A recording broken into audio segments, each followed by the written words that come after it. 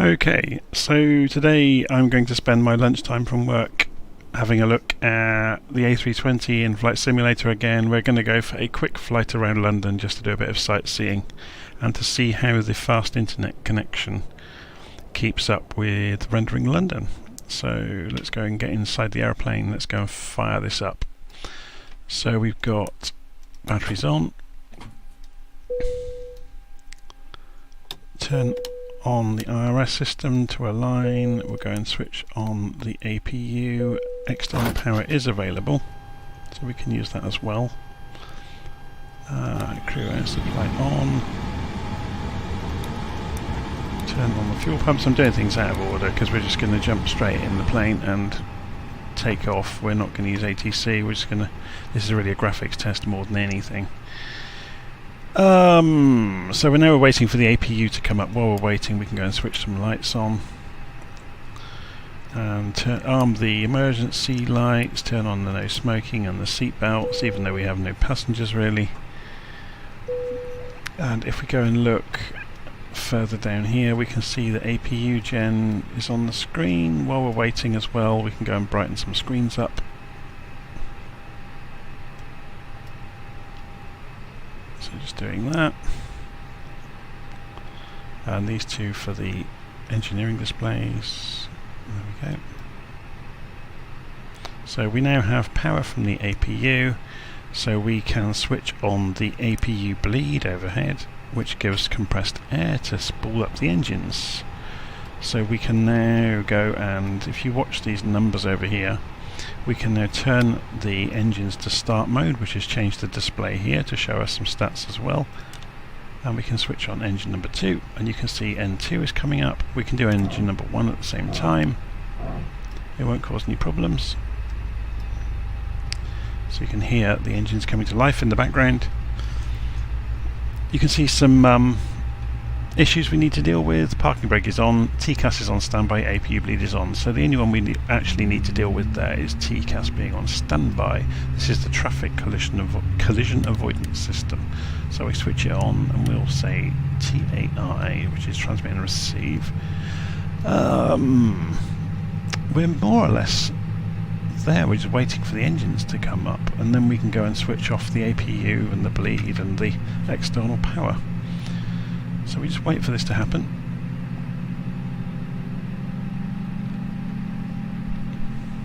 You'll hear a clunk when the crossfeed switches over to the engines. There it goes.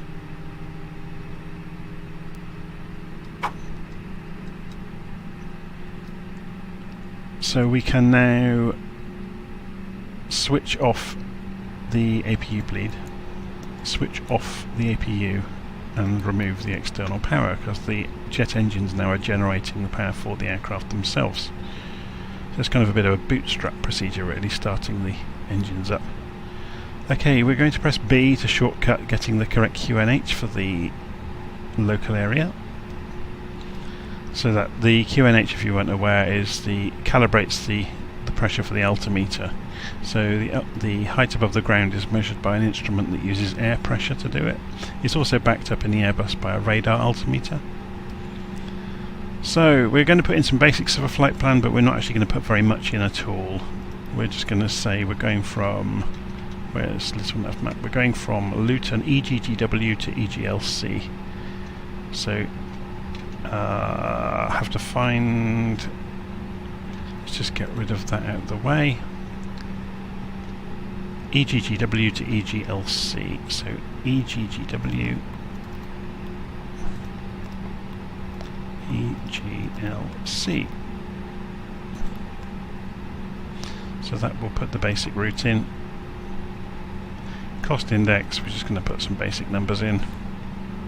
But invent a flight number, A, B, C, 1, 2, 3.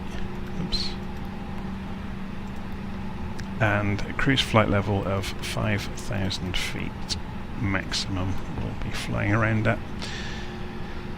And if we look in the flight plan page now, there's a discontinuity there. I wonder if we can clear it when that's the only thing that's in it. Let's have a look. Yes, we can. So the plane's quite happy with that, and it's just drawn a single line from the sorry, there it is there. There's a line to the destination airfield. So let's have a look outside and see how we're looking. So we're going to go Shift P to push back slightly. I'm going to come off the parking brake. So it looks like aircraft are going from right to left, so we will use the same. We'll have to do a full 270-degree turn to get out of here, I guess. So Shift P stops the pushback.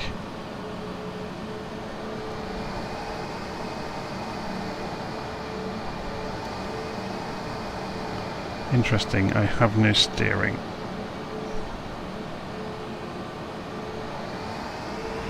Now I do. That was a joystick configuration issue.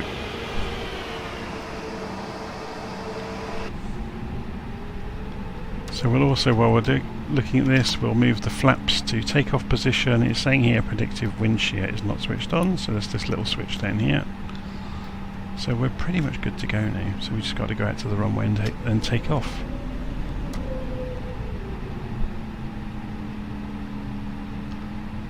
Let's taxi out.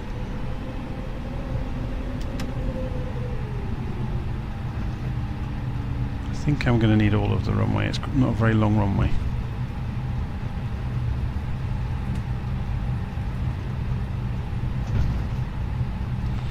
So this is an entirely inappropriate use of a commercial airliner to go for a sightseeing tour of London, but I guess it's a good stress test because the fly-by-wire is known to be heavy on frame rates, and so is London. So if this thing can be smooth around London, then anything will be.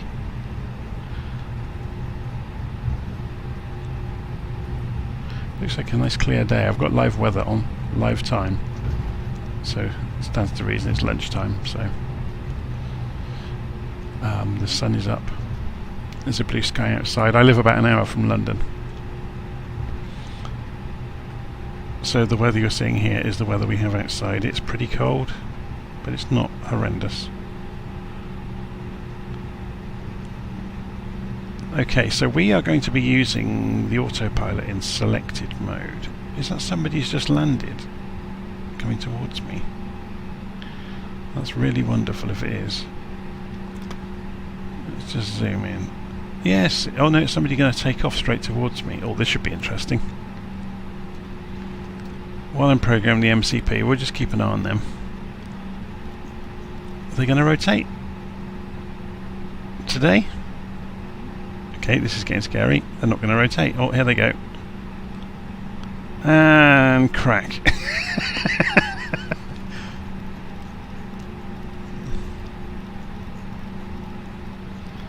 So let's go for 230 knots for the initial takeoff.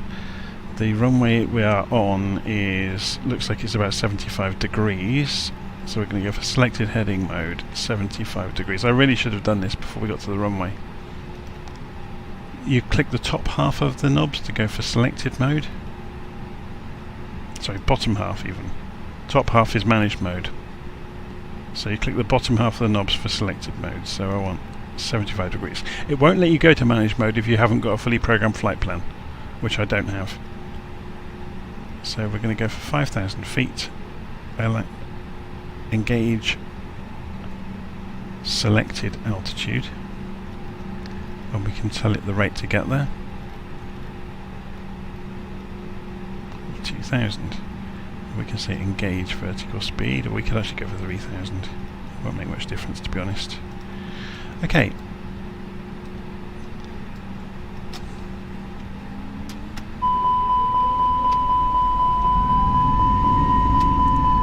My parking brake is still on. I'm doing well today, aren't I? Is it still warning about it? Let's turn that alarm off. Okay. This is what happens when you rush through setting the aircraft up in your lunchtime and don't follow procedures and don't do things properly. You end up forgetting all sorts of things. So this just is a really good illustration of planning actually pays off. 20 knots, nose up, gear up, flaps up, autopilot on,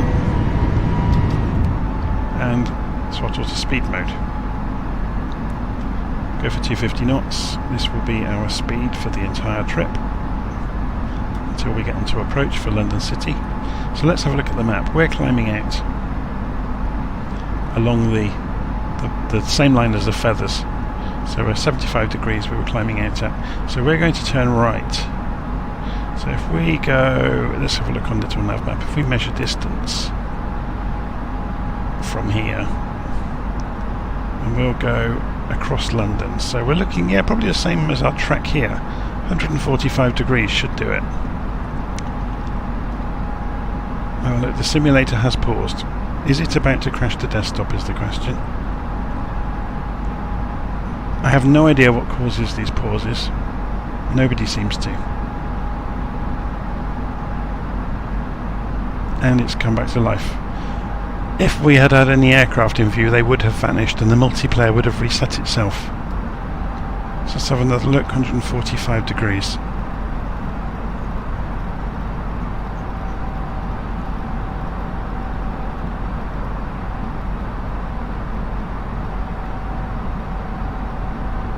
And selected heading mode.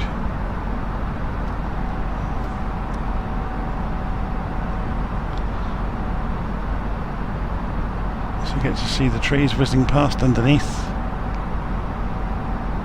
If you look outside, you will see there's Luton in the background.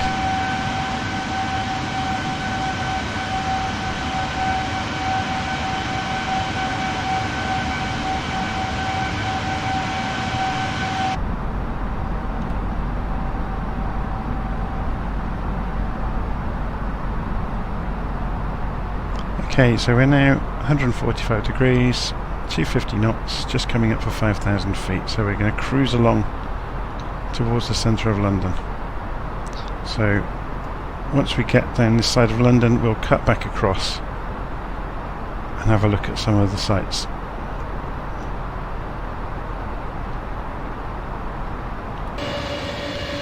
So on our way, shall we have a play with some of the camera views? So in Microsoft Flight Simulator, there's all sorts of options about the cameras. So you've obviously got the cockpit view, which is the normal one you would see.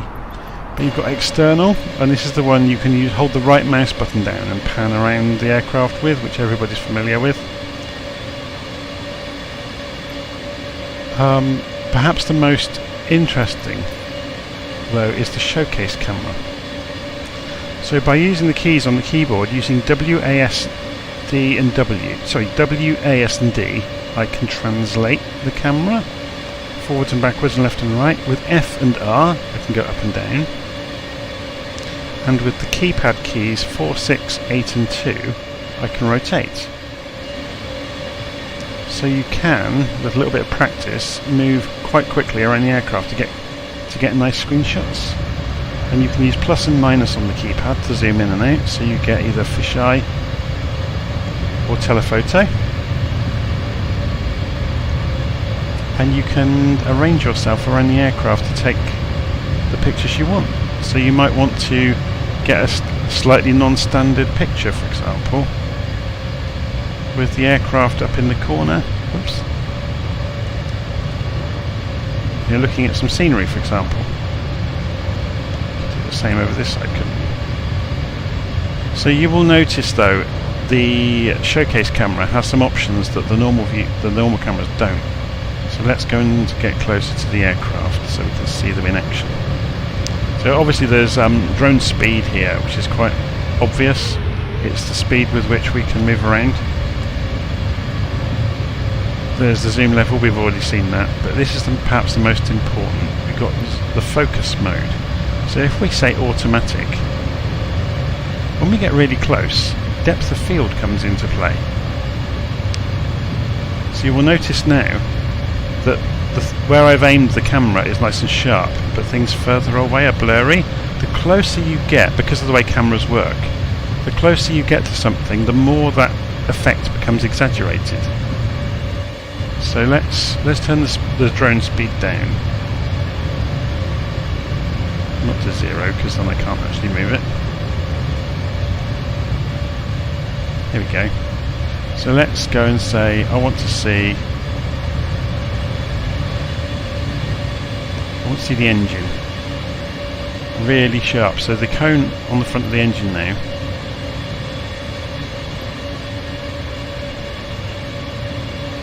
is nice and sharp, but no, it's not a very good example. Actually, the fin will be a good example. So if we get that in the centre of the camera shot, you can see while that's really sharp, the rest of the aircraft has gone very blurry. And the closer you get, the worse that effect gets. Obviously, the further away you get, the bigger the depth of field gets. Yeah, so you can use that to your advantage. A good example is if we drop the wheels, for example, which I can't do from in this view, but you'd be able to get a really nice look at them. So let's go inside the aircraft. Oh, there's London's coming up actually. Let's go back to external view. So if I drop the wheels and we go back to showcase and we say we're not wanting that to happen. Hang on a second. There we go.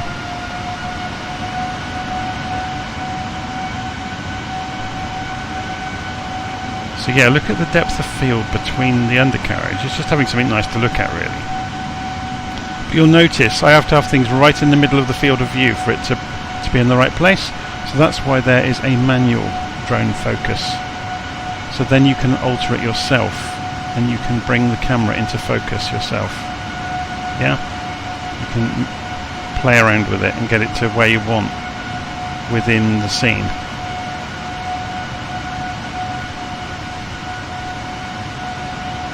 Yeah, and then that won't take any notice of where it is. So as long as it's still at the same relative distance from the camera, it will still be in focus. You don't have to have it centered in the frame. Anyway, let's go back to cockpit mode.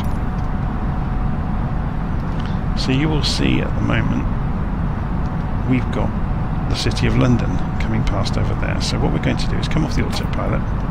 We'll leave auto throttle on and we will drop the speed on the auto throttle to 200 knots.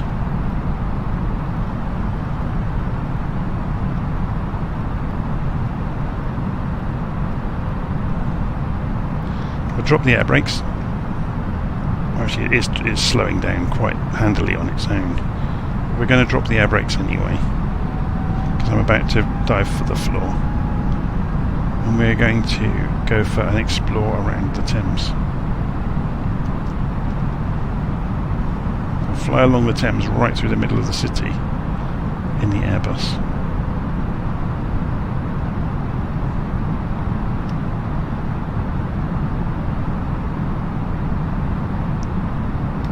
So I'm going too fast now, even though I've got the air brakes out. I'm descending rapidly enough that it really doesn't want to go and slow down any. 2,500. Okay, so we're just going to come past London City actually, that we'll be landing at in a few moments. So we'll loop around the city. Pull up. Pull up. And of course we're getting warnings because this is not how you would fly a plane. Too low terrain. Pull up. We would probably have our pilot's license revoked for doing this at all.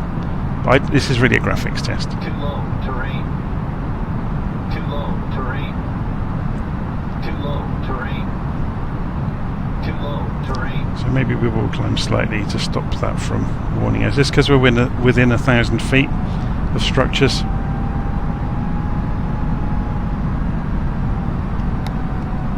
So air brakes can come back in. Put the wheels back up out of the way. So you can see, even with high-speed internet, the servers are not keeping up. This is not a bandwidth issue, this is the servers doing this. So for whatever reason today, London is not keeping up with us.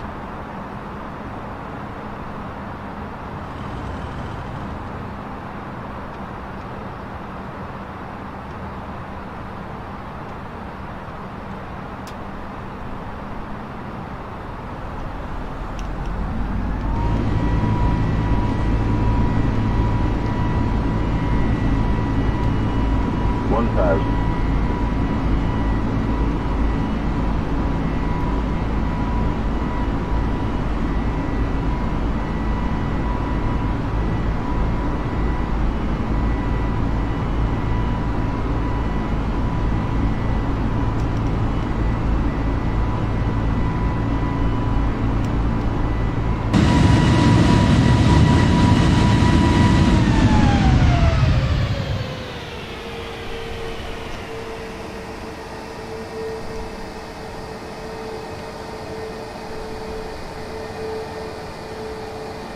Yeah, this is interesting. I've never seen the pop-up happen this bad since I've had the fast internet, so this is the servers at the other end are not keeping up with feeding the data to me, which is quite interesting.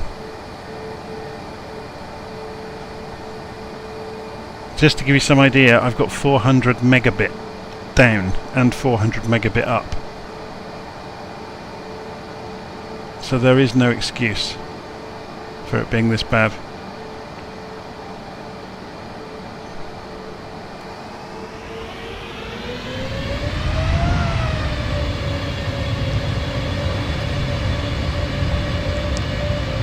Okay, let's go and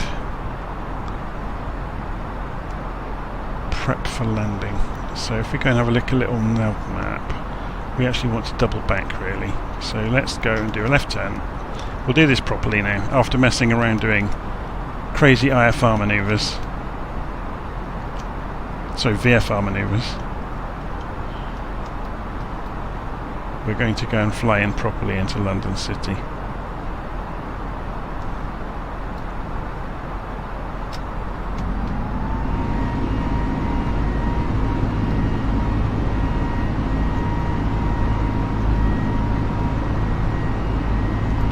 Auto throttle on. 240 knots will do.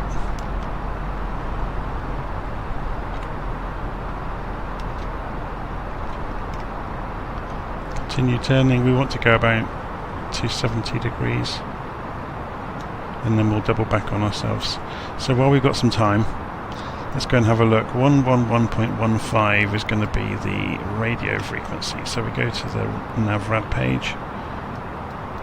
111.15. We put that into here. And there we go, it's found it.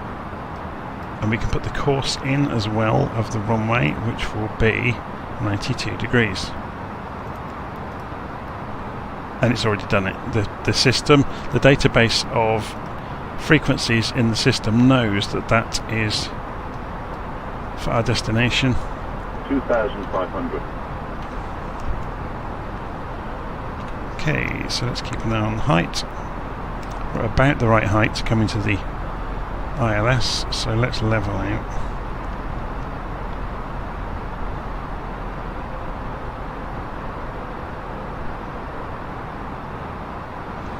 So we're going to do a left turn in a moment to 92 degrees. We're also going to turn this to glide slope mode. So it's showing now the direction of the runway and our position relative to where we should be vertically in the sky. We're going to as well go to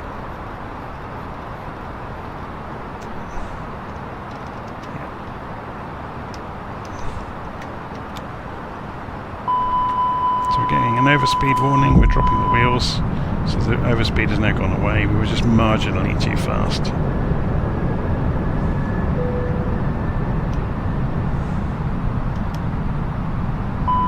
Done it again, marginally too fast. And now you can see in the distance London City is just over there.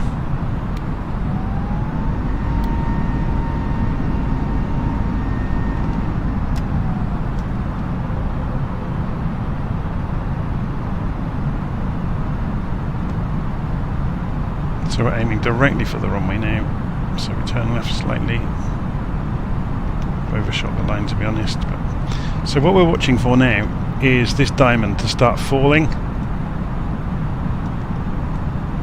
There's hardly any wind today, so it's perfect conditions for a landing. So we're extending to full flaps.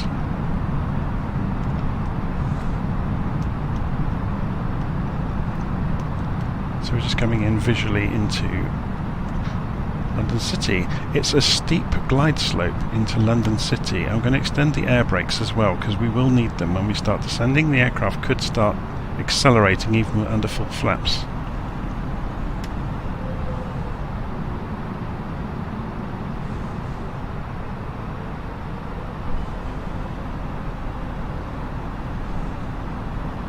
So we've got the Millennium Dome, or the O2 Arena as it's now called, on the bottom right there.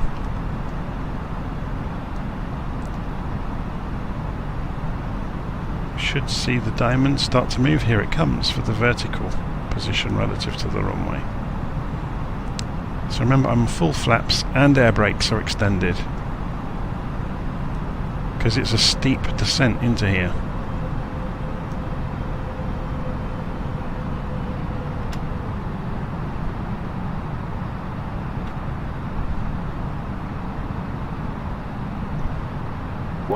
So there you go, look, engines are now on idle and I am not accelerating or decelerating with full flaps and air brakes. If I didn't have the air brakes I would be accelerating.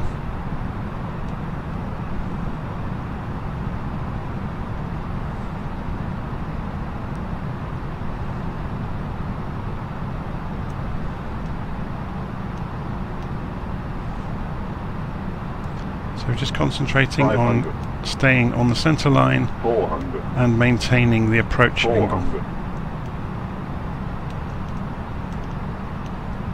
300.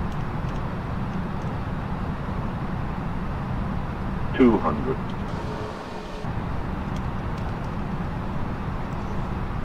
100. 50. 40. 30. 20. 10. 5. And we're down. We can use thrust reversers.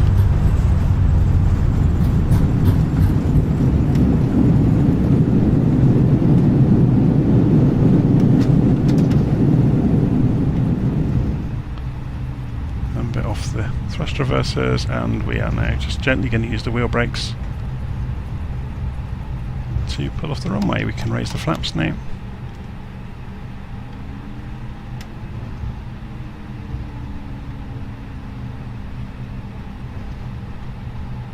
And there we go, there was your approach into London City Airport. Now there's no way to get a direct return up the runway, you have to go and turn.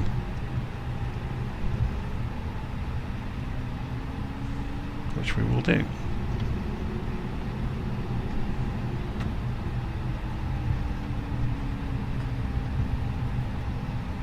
Because there is no taxiway the full length of the runway, as far as I'm aware.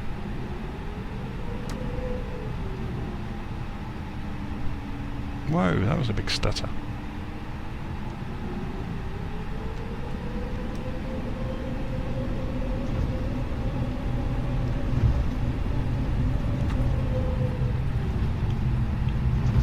Oh, maybe there is a taxiway, after all. Interesting. But the painted path didn't want us to take it.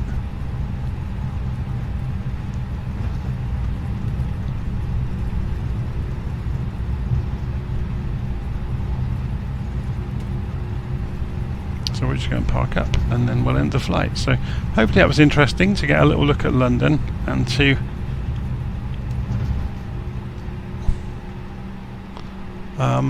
see an approach into London City. Noting how steep the approach was, it's not a normal glide slope, it's a much steeper angle. So I needed flaps and air brakes out.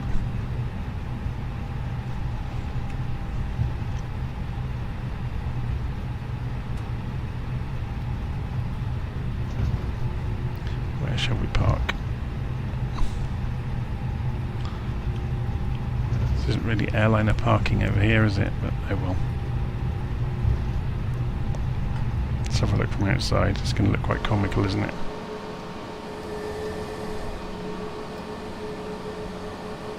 It's parked next to the Red Arrows Hawk, which apparently is on a day trip to London today.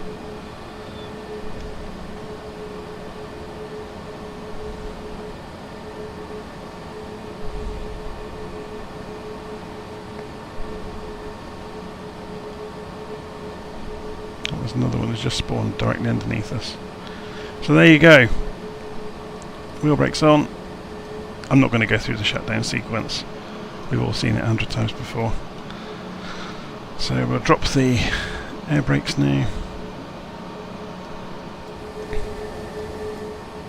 There's London in the distance. And I need to go back to work. It's just coming up for 1:30, and that's the end of my fun for this lunchtime. And I'll see you all again soon.